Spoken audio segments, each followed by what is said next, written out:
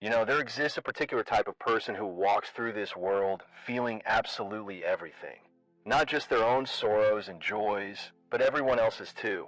They're like human tuning forks that vibrate with every emotional frequency within their reach. We might call them sensitive souls, empaths, or simply those who feel too much. And society has trained these people very well, hasn't it? It has trained them to believe that their gift of sensitivity comes with an unspoken price. The price of being everyone's emotional sanctuary, everyone's confessor, everyone's unpaid therapist. But something quite extraordinary happens when one of these sensitive souls finally stops. They stop. They stop absorbing everyone's moods like a sponge. They stop saying yes when every fiber of their being screams no. They stop twisting themselves into impossible shapes just to make others comfortable. What happens then is not what you'd expect. They don't become cold. They don't become cruel. They become something far more dangerous to a world built on their infinite self-sacrifice. They wake up. Now, let me tell you what's really happening here, because most people completely misunderstand the nature of sensitivity. We think of the sensitive person as someone who is naturally soft, naturally giving, naturally meant to care for others. But this is where we've gotten it completely wrong. That sensitivity, that capacity to feel everything didn't develop because these souls are meant to be the world's emotional janitors. It developed as a survival mechanism. You see, if you grew up in an environment where you had to constantly read the room, where you had to anticipate someone's mood before they crossed the door, where your safety depended on managing other people's emotions, you learn to feel everything not as a gift, but as armor. The sensitive child who could sense danger in a parent's tone of voice, who could feel the shift in the home's energy before the storm arrived. That child survived by becoming exquisitely attuned to everyone else. But here's the trick. They became so good at reading others that they never learned to read themselves. And so we have these sensitive souls walking around at 30, 40, 50 years old, still operating from that childhood program, still believing their worth lies in their usefulness, still convinced that if they just give enough care, enough sacrifice, enough of everything, they'll finally earn the love they've been seeking all this time. What a magnificent deception we've sold these people. We've convinced them that their sensitivity is a gift they must share with everyone all the time, regardless of the cost to themselves. We've told them that boundaries are selfish, that saying no is rude, that taking care of themselves is somehow a betrayal of their nature. But watch what happens when one of these sensitive souls finally reaches their limit, and they all do eventually. A moment comes, perhaps after years of giving until they're empty, perhaps after one more person takes advantage of their kindness, perhaps on an ordinary Tuesday afternoon when they're sitting alone and realize they can't remember the last time anyone asked how they really are. In that moment, something cracks open, not necessarily dramatically. Sometimes it's just a quiet thought, a simple question that changes everything. What if I stopped? What if I stopped trying to fix everyone? What if I stopped absorbing everyone's pain? What if I stopped being available for every crisis, real or invented? And in that question, there's a kind of terror, isn't there? Because the sensitive soul has built their entire identity around being needed. They don't know who they are without someone to rescue, someone to comfort, someone to save. Their whole life has been organized around this role, and the idea of stepping out of it feels like stepping into an abyss. But this is what really happens when they dare to step into that abyss. They discover it's not an abyss at all. It's space. Open, vast, liberating space. Space to breathe, space to think their own thoughts, space to feel their own feelings without everyone else's emotions crowding in. And in that space, they begin to see things they couldn't see before. They see the patterns. Oh, the patterns become so clear once you stop participating in them. They see how certain people only call when they need something. They notice who disappears when they stop being the one to reach out first. They recognize the emotional vampires, those charming people who always have a crisis, always need support, always take, and never find the time to give back. Now, here's where it gets interesting, because the sensitive soul doesn't become cynical when they see these patterns. That's what people fear, isn't it? They fear that if they stop being so giving, so open, so infinitely compassionate, they'll turn into some hardened, bitter version of themselves. But that's not what happens. What happens is they develop discernment. They develop what you might call conscious sensitivity. They can still feel deeply. They can still connect profoundly. They can still offer genuine compassion. But now they choose. They choose where to direct their energy instead of scattering it among everyone who demands it. Think of a spotlight. A sensitive soul who hasn't yet awakened is like a floodlight illuminating everything and everyone around them while remaining in their own shadow. But when they wake up, they become a spotlight, focused, intentional, powerful. They shine their light where it truly matters, where it's genuinely needed, where it will actually make a difference. And yes, this means some people are left in the dark. The people who are only there for the free illumination, who never intended to give back any light, suddenly find themselves without their personal sun, and they don't like it one bit. That's when you start hearing the accusations. You've changed.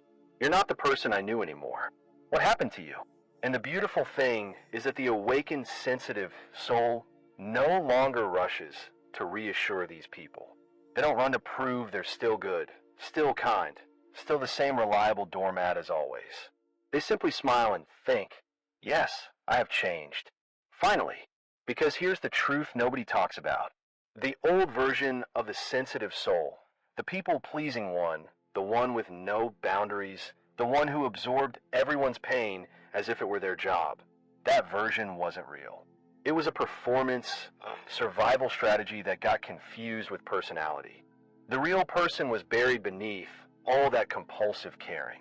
The real person had opinions they never voiced, had needs they never expressed, had rage they never released, had dreams they never pursued because they were too busy managing everyone else's emotional weather. And when that real person finally begins to emerge, it's not comfortable, not for the sensitive soul, and certainly not for all the people who benefited from their self-elimination. There's a period, and it can last months or even years, where everything feels strange, new, and slightly terrifying. The sensitive soul has to learn skills they never developed. How to say no without a 3-paragraph explanation. How to disappoint someone without drowning in guilt. How to recognize when someone is trying to manipulate them back into the old patterns. Let me tell you about guilt, because guilt is the primary weapon used against awakening sensitive souls. It's going to come the moment they start setting boundaries. Guilt arrives like clockwork. Who do you think you are putting your needs first? Don't you care about anyone but yourself anymore? I thought you were a good person. And the sensitive soul who spent their whole life proving they're good enough feels that guilt like a knife. But here's where the real work happens. They have to sit with that guilt. They have to feel it without immediately trying to make it go away by returning to their old patterns. They have to ask themselves the crucial question, is this guilt telling me I've actually done something wrong? Or is it just the discomfort of reclaiming my own life? Most of the time, it's the latter. The guilt is just the death rattles of the old identity. It's the part of them that learned to survive by being useful, by being needed, by being the one who fixes everything. And that part is terrified of becoming obsolete, but it must become obsolete because, you see, the sensitive soul, they can't become who they really are while carrying everyone else's emotional baggage. They can't discover their authentic self while wearing the mask of the perpetual pleaser. They can't hear their own inner voice while amplifying everyone else's needs. And so begins what I call the great sorting. The relationships that were built on the sensitive soul's endless giving begin to crack. Some will evolve. The people who genuinely care, who actually see the sensitive soul as a whole person rather than a resource to be exploited. These people will adapt. They'll respect boundaries. They'll celebrate the changes. They might even feel inspired to examine their own patterns. But others will resist. They'll push back again and again, simply accustomed to how things used to be. They'll try guilt, anger, manipulation, whatever it takes to get their emotional support system back online. And here's where the sensitive soul faces their greatest test.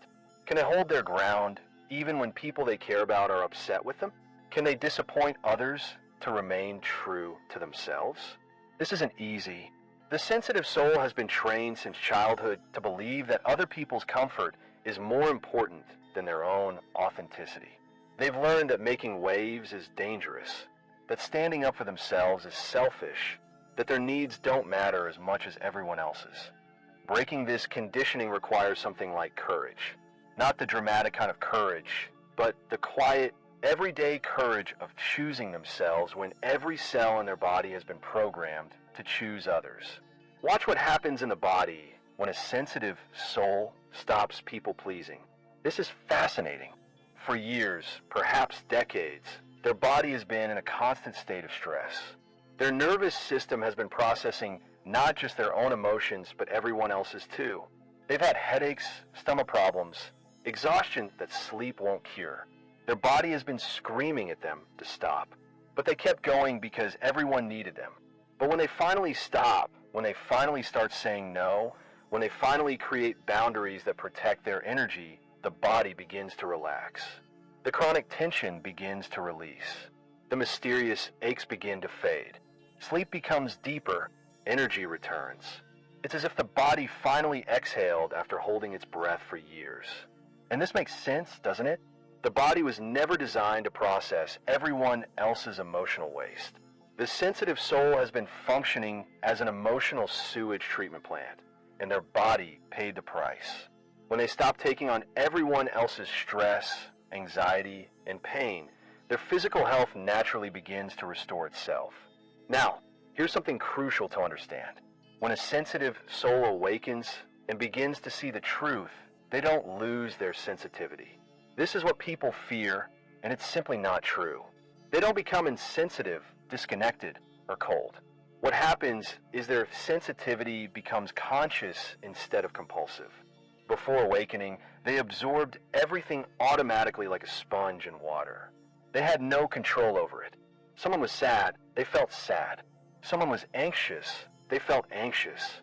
Someone was angry, they felt responsible for fixing it. But after awakening, something shifts. They can still feel all those emotions. Their radar is just as accurate, maybe even more so. But now there's a pause between feeling and absorbing, a moment where they can ask, is this mine or theirs? Do I want to take this on or let it pass through? They develop what you might call a selective membrane, permeable enough to stay connected, but strong enough to remain themselves. This conscious sensitivity becomes their superpower. They can walk into a room and instantly read the energy, but they're no longer knocked over by it. They can listen to someone's problems with genuine compassion, but they don't walk away from the conversation carrying those problems. They can love people deeply without losing themselves in the process. This is the gift that was always meant to emerge from their sensitivity. Not endless self-sacrifice, but conscious connection. Not absorption, but genuine empathy. Not drowning in everyone else's emotions, but skillfully swimming through life's emotional waters. Let me tell you what happens in relationships. When a sensitive soul awakens, it's quite remarkable. The people who are using them begin to naturally fall away. There's no big confrontation usually, just a gradual fade. As the sensitive soul stops being available for the old dynamics, the friend who only called during crises stops calling when the sensitive soul stops running to the rescue. The family member who demanded constant emotional support finds another target. When boundaries appear, the partner who depended on the sensitive soul to manage all the emotional labor either learns to carry their own weight or finds someone else to carry it for them. This falling away can feel like loss, and in a way it is. But it's the loss of relationships that were never really relationships at all. They were arrangements, contracts where the sensitive soul provided unlimited emotional resources in exchange for crumbs of connection. When those contracts end, space opens up, and into that space come different kinds of people.